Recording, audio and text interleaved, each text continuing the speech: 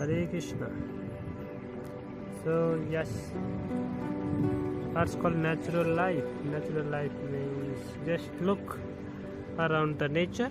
That's called natural lifestyle, where we can see very beautiful fragrant flowers, and no, the birds are also just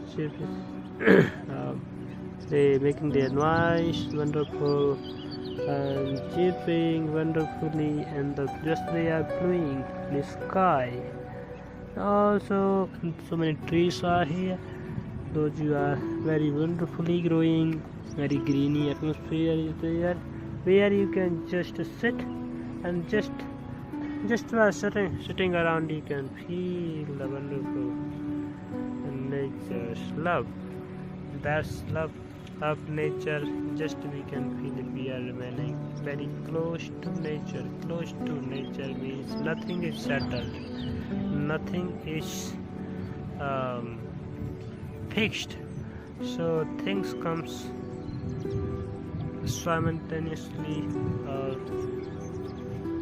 spontaneously, but still they are not fixed. But still nature is so loving, gives us everything wonderfully. So just by sitting in nature, and with nature we can feel the presence of very loving rhythm and loving atmosphere around us. That's called natural life.